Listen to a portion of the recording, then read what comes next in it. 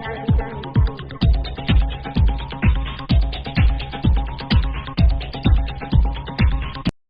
Friends, நம்ம 2023 மற்றும் 24 கேட்கப்பட்ட தனிவட்டி கணக்குகள் பார்த்துக்கிட்டு இருக்கோம். இன்றைக்கி பார்க்க போகிற கணக்கு, ஒரு அசலானது 12% தனிவட்டி வீதத்தில் 3 ஆண்டுகளில் 17,000 மாறுகின்றது எனில் அசலை காண்.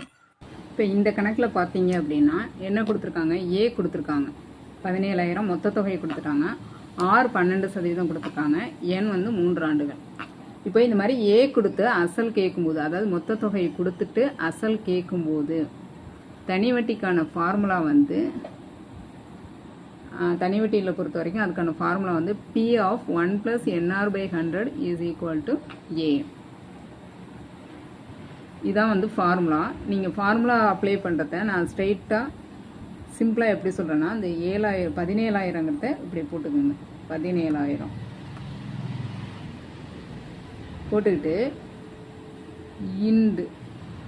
இந்த இருக்குல்லே 100, இந்த 100 மேலே போட்டுக்கிறோம். போட்டுட்டு அடுத்தது இந்த 12% இந்த 3 மல்டிப்ளை பண்ணிங்க என்ன வரும்?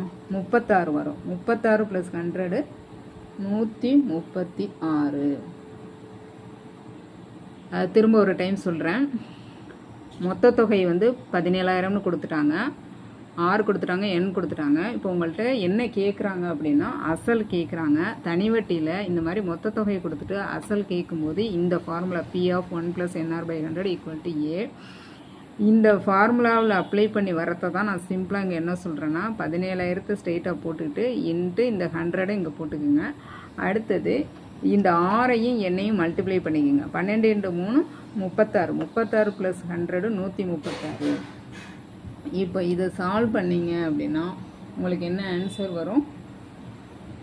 12,500. இதான் அசல். 12,500 தான் அசல்.